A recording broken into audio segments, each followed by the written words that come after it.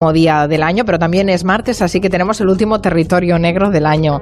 Manu Marlasca, buenas tardes. ¿Qué tal? Muy buenas tardes. Yo pensaba que irías a correr la San Silvestre. ¿No sabes cómo te agradezco que hayas venido a la radio?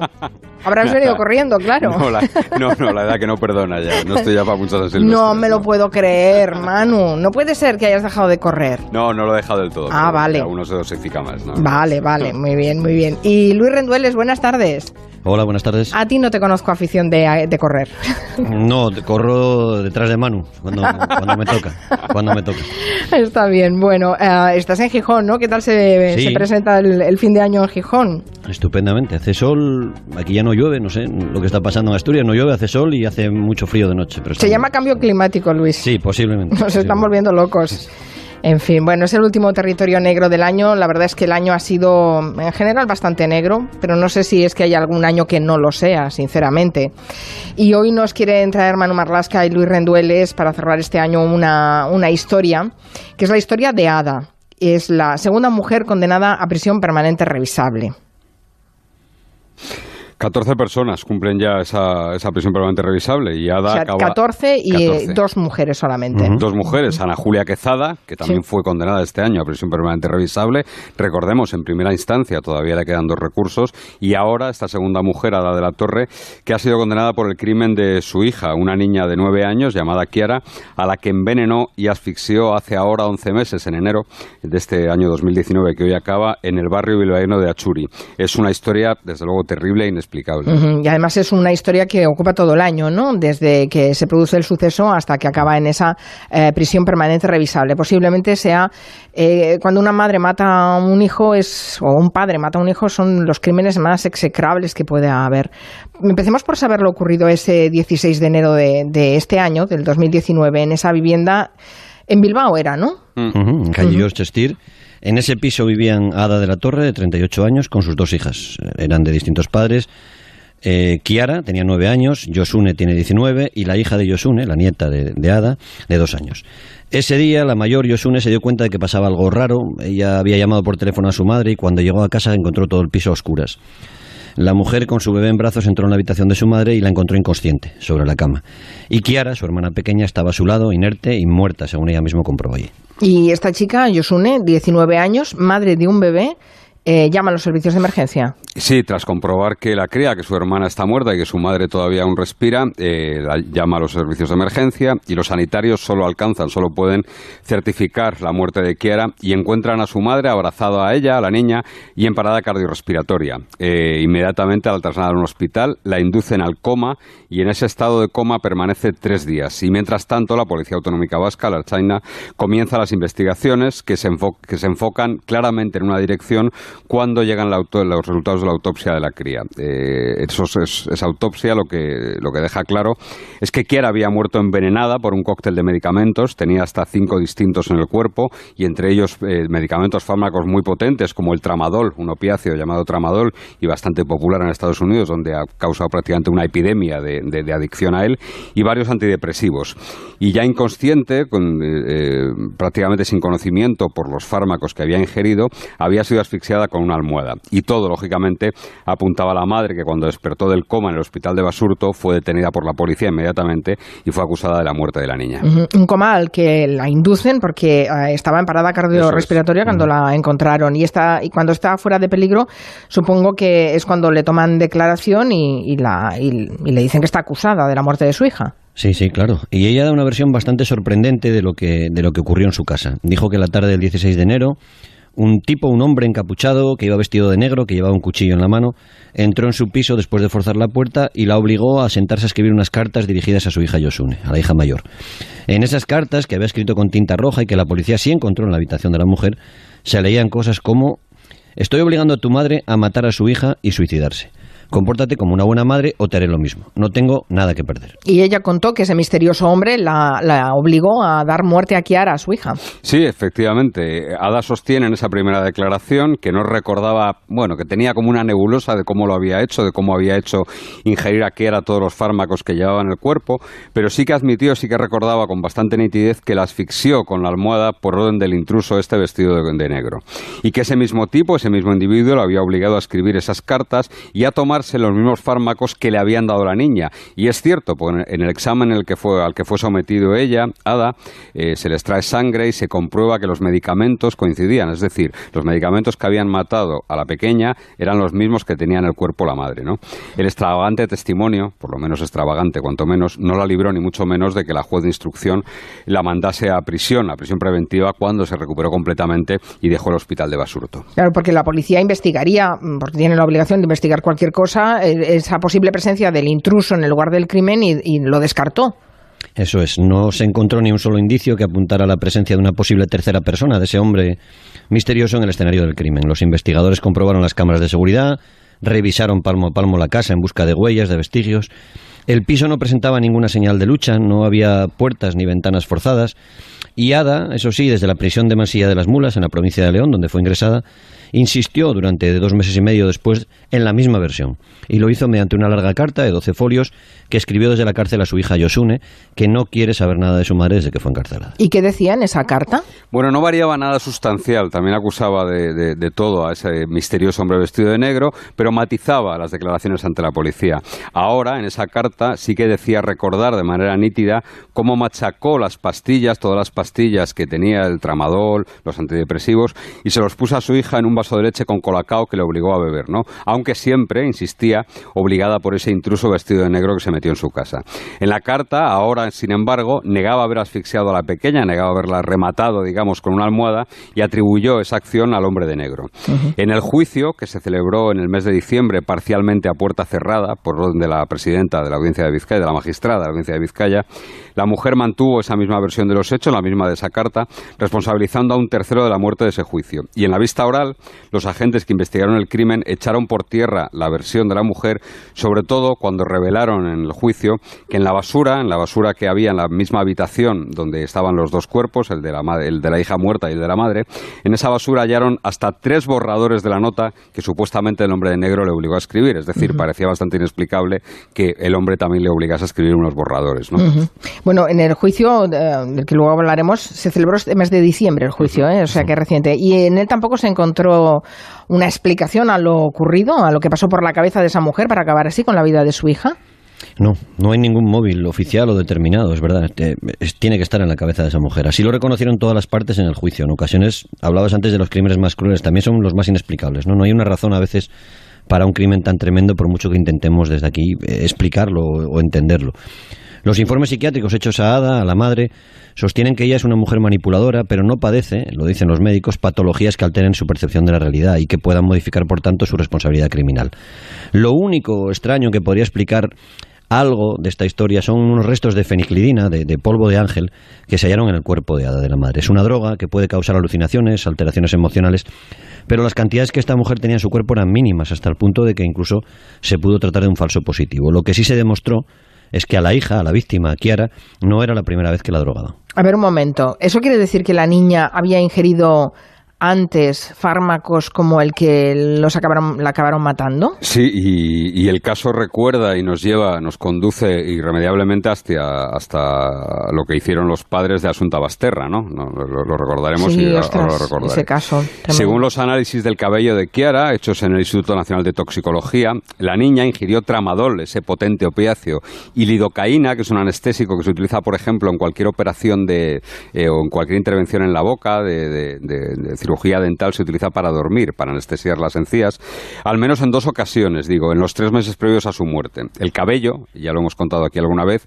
es un excepcional testigo del consumo de tóxicos, como vimos en el caso de Asunta, en cuyo pelo quedaron registradas perfectamente las dosis de orfidal que sus padres le suministraron antes de acabar con su vida. Es decir, en cada fragmento de pelo puede aparecer la presencia de tóxicos, y esa presencia y a la altura donde esté nos dicen cuánto tiempo ha podido tomar esos tóxicos. En el caso de Chiara, igual que en el de Asunta, el cabello fue el testigo fundamental para detectar que sí, que había habido consumo de tóxicos. Y además pueden detectarse a través del cabello lo que se haya consumido muchos años después, mientras no se corte el pelo. Eso es, exactamente. Sí. ¿Y cómo era posible que esa mujer tuviera a su alcance tantos medicamentos como los que le descubrieron?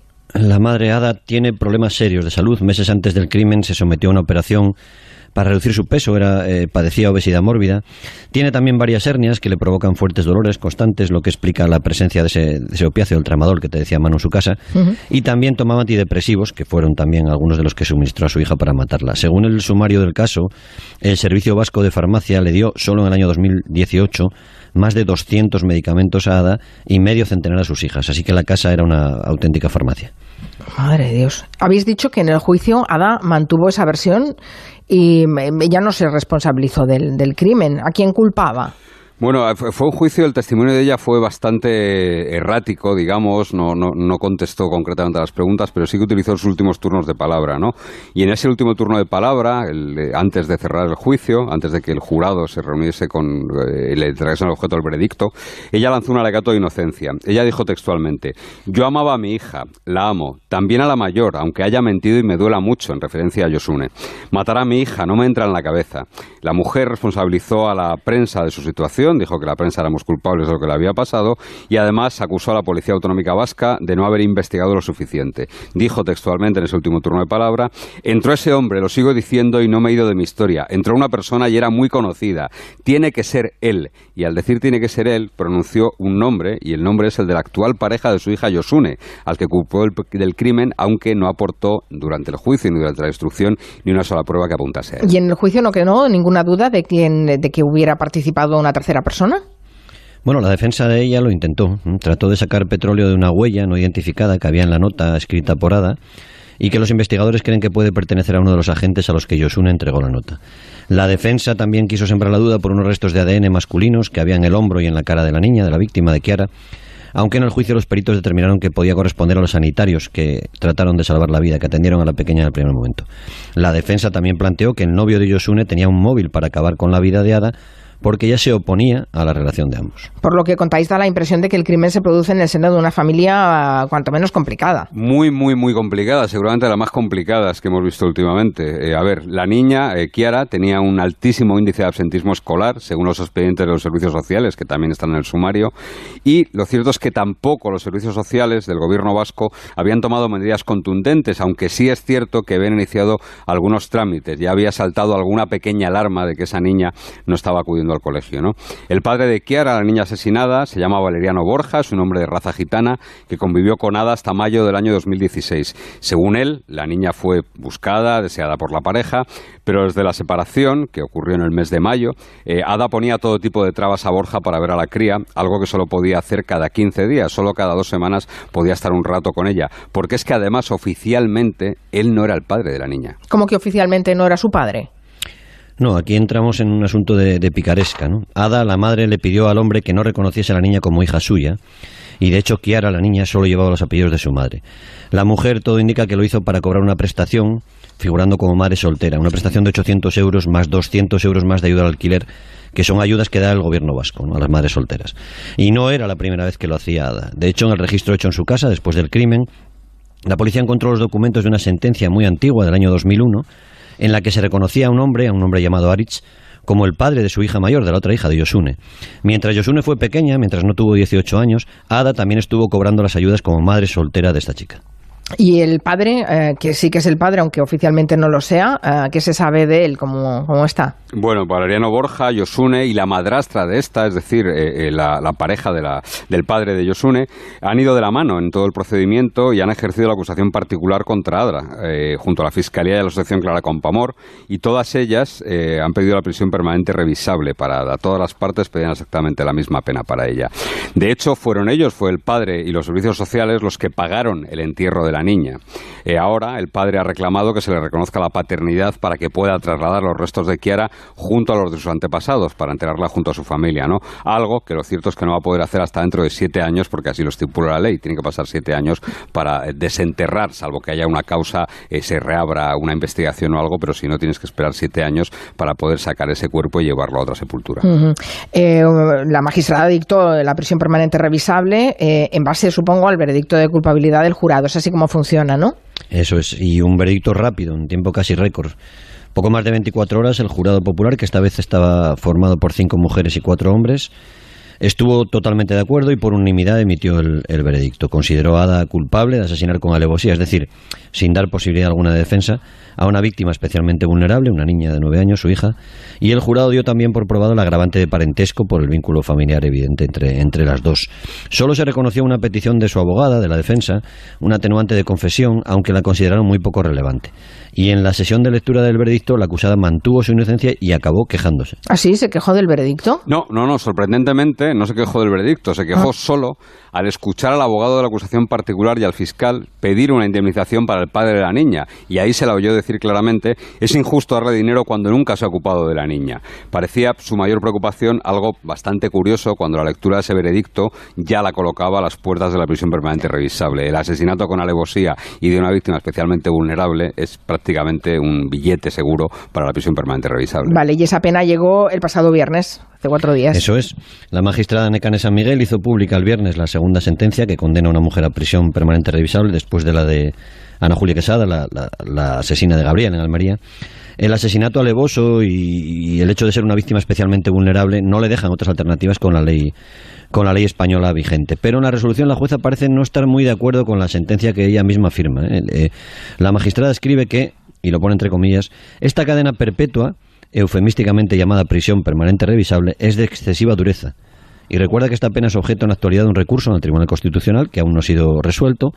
Y la jueza insiste en que es obvio, lo dice así, que si se diera una eventual declaración de inconstitucionalidad de esa pena, podría darse la revisión favorable al reo en su caso. Bueno, veremos a ver qué pasa con la prisión permanente revisable en el futuro. ¿Y la magistrada concede en la sentencia alguna indemnización al padre de la niña?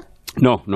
A ver, las indemnizaciones en este caso en una familia que no pudo ni pagar el entierro de la niña parece un poco un brindis al sol, ¿no? La ley lo tiene que establecer. Bueno, simbólico. Pero es algo simbólico. Y no, Ada ha sido condenada a indemnizar con 200.000 euros a Josune, a la hermana de Chiara, pero según la magistrada no es posible establecer cantidad alguna en favor de quien dice ser el padre de la menor, porque no consta que lo sea y porque no consta acreditado que tuviera relación con la niña.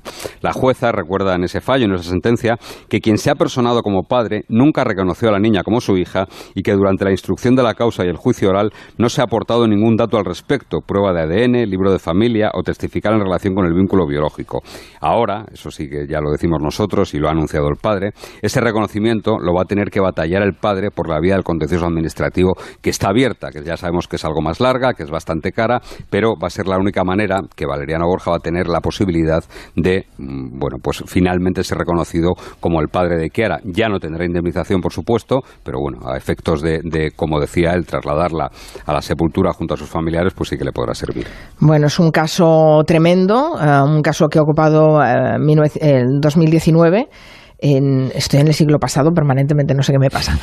Pero además es un caso que nos remite a uno muy reciente, no hace ni 24 horas que contábamos la noticia de esa madre que había ahogado a su hija de 10 años en la bañera en Girona, que después se había autoinculpado de su crimen y había llamado a la policía. La segunda en poco tiempo y en Cataluña también, porque sí. Recordemos que hace apenas 2 semanas otra madre también mató a sus 2 hijos y luego se suicidó, se arrojó delante de un camión. Sí, y al parecer esta primera madre que mató a sus 2 hijos y se lanzó a las ruedas del camión, es del mismo pueblo que el ex marido de esta mujer que ha matado a la niña en Girona. Sí. No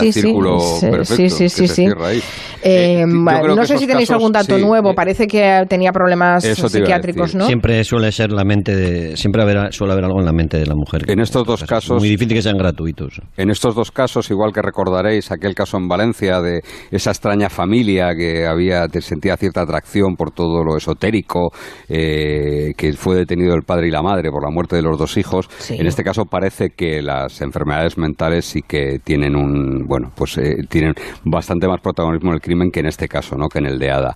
Yo creo que en el caso de Valencia ni siquiera van a llegar a sentarse en el banquillo, por lo menos la madre, por el estado mental que pasaba, y en estos 2 casos de Cataluña ya veremos, ¿no? Yo creo que el caso de Ada se parece más a la maldad. Qué tremendo. Acabamos en un territorio negro que es negro, negrísimo. En fin. El año que viene habrá muchos juicios muy interesantes, ya los seguimos comentando por mira aquí, qué bien. sí, pero el crimen de Patrais, el de Salvaimaje, aquel triple crimen de Sevilla que asesinaron a una familia entera por una deuda de narcos, se espera un año desde luego lleno de juicios muy interesantes. Que no hace falta que nos den tanto trabajo tampoco, ¿eh? Sobrevivimos con menos negro también. Por cierto, el día 8 de enero, que bueno, en este caso nuestro programa es el 7, si la investidura lo quiere y si no ya veremos, cumpliremos 12 años en Antena. Hombre, nosotros. Pues habrá que pensar en una celebración. Gracias, Manu Marlasca, Luis Rendueles, un beso, feliz año. Adiós, feliz año.